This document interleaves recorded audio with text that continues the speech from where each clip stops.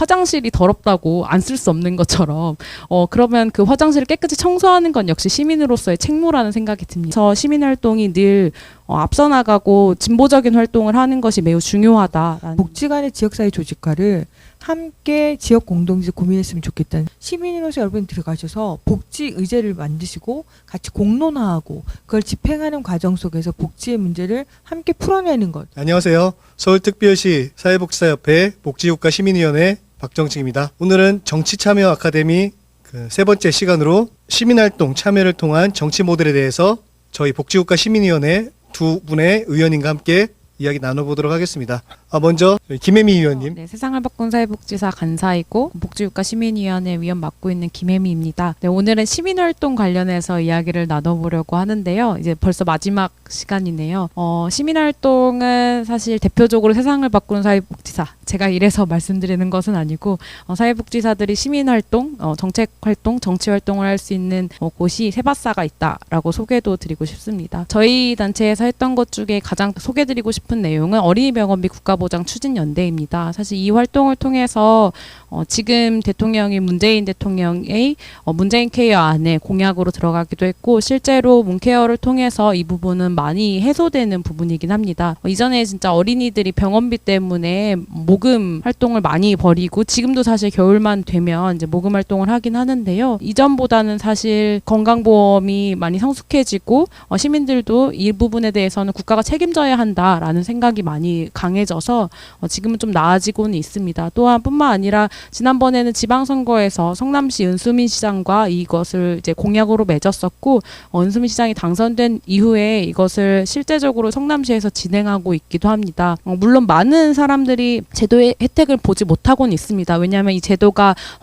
통과될 때 보건복지위에서 약간 이제 브레이크를 건 부분도 있고 해서 많은 정치적인 문제 때문에 이 제도가 실제적으로 굉장히 저희가 처음에 만든 것만큼 성과를 내고 있진 못하지만 어떻게든 이 문제를 해결하는 데에는 충분히 도움이 되고 있다라는 말씀도 드리고 싶고요. 또 줬다 뺏는 기초연금 문제에 대해서도 우리가 빈곤한 어르신들, 특히 우리 사회에서 가장 가난한 기초생활보장 수급노인들의 경우에는 기초연금 30만 원이 다 삭감되고 있어서 이 부분을 이제는 수급권을 보장하자라는 주장들을 계속하고 있고, 사실 이 부분도 늘 거대 양당들 뿐만 아니라 많은 정당들, 여당, 야당 할 것 없이 다 이 부분을 수락하고 공약을 만들긴 하지만, 물론 그 자리에 가면 마음을 싹 바꾸기도 합니다. 그렇기 때문에 시민활동을 통해서 이 부분을 끝까지 이뤄내야 하는 부분들을 우리가 견인하는 역할을 할 수 있어야 하고요. 그런 부분에서 시민활동이 늘 앞서 나가고 진보적인 활동을 하는 것이 매우 중요하다라는 말씀도 드릴 수 있을 것 같습니다. 시민 활동이 기존의 제도권 정치보다는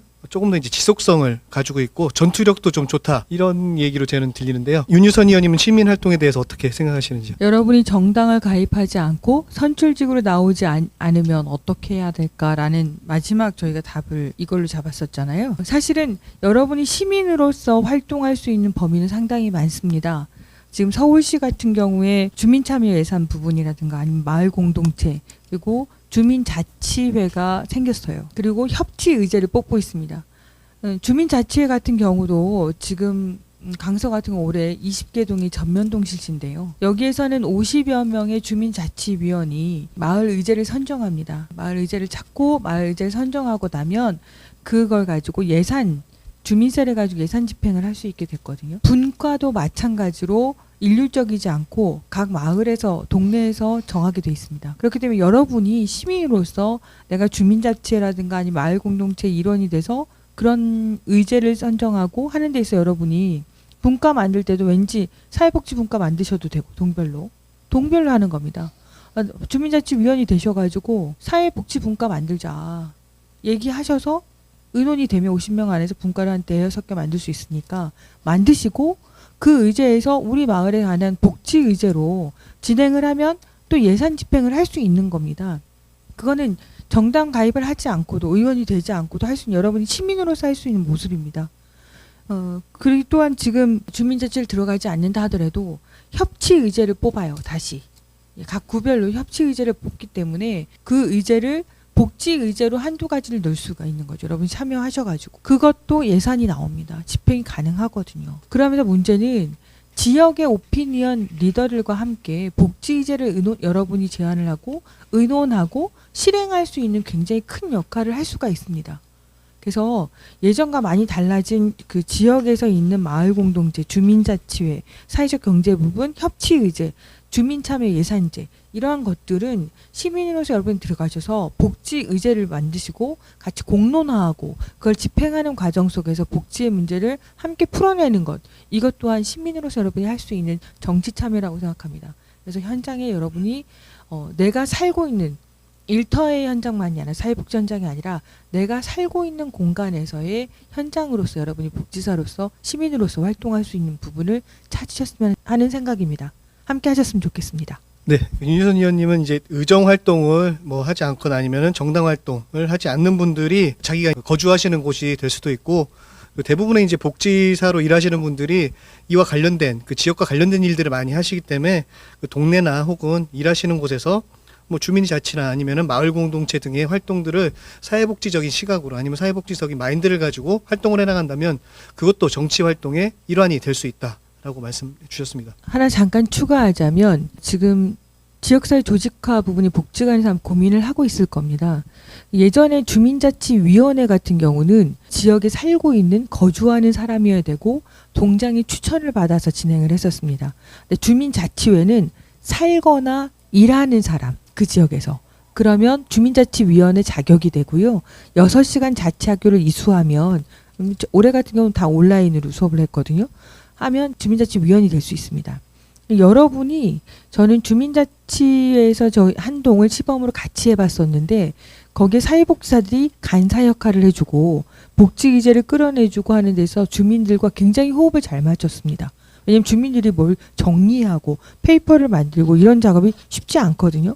근데 막 토론을 하고 처음으로 말문을 터뜨리고 우리 동네 뭐가 있어? 막 이런 토론을 하고 있는데 누군가가 복지사가 차분히 그걸 정리해주고 해주니까 그 분과는 굉장히 잘 되더라는 거죠. 그래서 여러분의 역할이 굉장히 중요할 거다라고 생각합니다. 그래서 복지 간의 지역사회 조직화를 함께 지역 공동체 고민했으면 좋겠다는 생각이 듭니다. 윤유선 의원이 이제 지역에서 이제 활동하는 그 사회복지와 관련된 일을 하는 것으로 이제 말씀을 주셨는데요. 김혜미 의원님은 요 이외에 또 다른 사례가 있을까요? 그러니까 지방자치 주민자치제도에 대해서도 이제 많은 관심을 가지고 저희가 역할을 하고 말씀하신 것처럼 어떤 뭐 그 안에서 자치위원으로서의 역할뿐만 아니라 조력하는 역할까지 사회복지사들이 직접적으로 할 수도 있는 방법들도 있을 거고요. 말씀드린 것처럼 다양한 시민단체의 일원이 되는 것도 저는 역시 중요한 사안이라고 생각을 합니다. 그러니까 내 집, 내 마을을 바꾸는 것을 뛰어넘어서 이 사회를 어떻게 조망하고 어떻게 변화시킬 것인가에 대한 것도 저는 사회복지사들이 충분히 할 수 있는 문제라는 생각이 듭니다.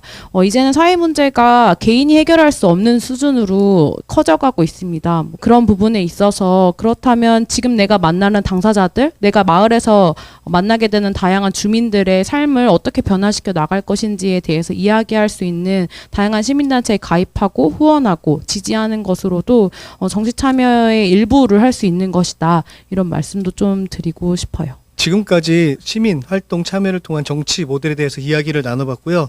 저희가 맨 첫 번째 시간에 의정 활동을 통한 정치 참여, 두 번째 시간에는 정당 활동, 그러니까 특히 이제 권리당원으로 가입을 한 다음에 하는 정당 활동에 대해서 이야기를 나눠봤고요. 오늘은 그 두 가지 영역에 속하지 않은 상태로서 하는 시민 활동 에 대해서 이야기를 나누어 보았습니다. 이렇게 해서 세 가지 주제에 대해서 이야기를 나눠봤는데요. 한번 정리하는 그 시간을 좀 가져보도록 하겠습니다. 요 세 가지 주제에 대해서 뭐 하실 말씀이 있으시다면 한 말씀씩 좀 해주시죠. 어느 분부터 먼저 해주실까요? 네, 윤유선 의원님. 쉽지 않은 기획이었는데 굉장히 쉽게 잘 진행된 것 같아서 굉장히 기쁘고요. 이런 얘기를 할 수 있는 장이 있었다는 것 자체도 가장 큰 변화라고 생각을 합니다. 여러분의 답답한 부분을 이제는 공식적인 자리에서 어렵지 않고 혐오스럽지 않은 우리가 만드는 정치의 영역으로 가져가서 그리고 사회복지를 얘기하고 제도화했으면 좋겠다는 생각이 듭니다. 그 공간에 이런 시작의 모습을 하게 돼서 뭐 마중물이 될 수 있으면 참 좋겠고요. 언제든지 여러분이 궁금한 게 있으면 연락 주시면 댓글을 통해서나 뭐 이런 거 선물도 지금 주시는 것 같고 이후에도 궁금한 게 있으면 언제든 연락하시면 제가 내리사랑을 받았듯이 저에게 묻는 여러분에게 제 성심성의껏 답하고 함께하도록 하겠습니다. 여러분 사랑하고 사회복지 국가를 만드는 데서 같이 갔으면 좋겠습니다. 이상입니다. 네, 사실 운을 띈 자리인 것 같습니다. 이제 막 이야기를 시작한 그런 자리라서 제가 짧게 준비를 했는데 어떻게 잘 들어주셨는지 모르겠습니다. 하지만 뭐 앞서 말씀해주신 것처럼 저희 이런 이야기들을 듣고 궁금하신 사항이 있으시면 저 또한 제가 아는 범위 내에서 열심히 말씀드리고 싶습니다. 저는 그런 생각을 합니다. 그러니까 저희가 몇 차례 이야기도 했고 사실 윤유선 의원님과 제가 있는 정당 차이만 해도 굉장히 크긴 커요. 그러나 지금 중요한 것은 우리가 정치 혐오당을 탈당하고 이제는 정치 친화적인 어떤 사람으로 거듭나는 것이 중요한 시기라고 생각합니다. 그러니까 아무리 싫어도 그것들을 그냥 냅두면 아무런 변화가 일어나지 않잖아요. 우리가 또 제가 좋아하는 비유 중에 화장실이 더럽다고 안 쓸 수 없는 것처럼 그러면 그 화장실을 깨끗이 청소하는 건 역시 시민으로서의 책무라는 생각이 듭니다. 그래서 저는 좀 새로운 정치, 어떤 변화된 정치의 가능성을 사회복지사들이 갖고 있다면 그것들 그 마음으로 시작해서 진짜 발전적인 변화를 도모하는 일들이 협회에서도 또 다양한 공간에서도 이루어지길 바랍니다. 네, 감사합니다. 말씀 잘 들었고요. 더 많은 얘기들이 있지만 영상에 한계도 있고요. 그래서 나머지는 댓글, 저희 영상 3편 나간 그 영상에 댓글로 달아주시거나 아니면 참여 의사를 밝혀주신 분들은 나중에 저희가 따로 소그룹 토의를 진행하도록 하겠습니다. 그리고 특별히 좀 댓글에 좋은 아이디어를 주신 분들은 선정을 해서 저희가 조그만 선물을 드리겠습니다. 명수를 특별히 제한을 두지 않은 게 좋은 의견이 많이 나오면 많은 분들한테 또 드리자는 목적이고요. 그렇다고 다 드리는 건 아니고 없으면은 못 드릴 수도 있습니다. 죄송합니다. 지금까지 정치참여 아카데미 3번째 시간 진행했고요. 참여해주신 우리 김혜미 의원님 그리고 윤유선 의원님 그리고 앞에서 촬영에 열심히 해주신 고서구 팀장님께 감사의 말씀 드리겠습니다. 서울 같은 경우는 이제 선거가 얼마 남지 않았는데 여러분들의 참여가 우리 서울을 바꿀 수 있고요. 그리고 더 나아가서는 대선, 지선도 마찬가지입니다. 사회복지사의 관심과 참여가 복지국가를 이루는 것을 훨씬 더 앞당길 수 있다고 확신하며 오늘 시간을 마치도록 하겠습니다. 감사합니다.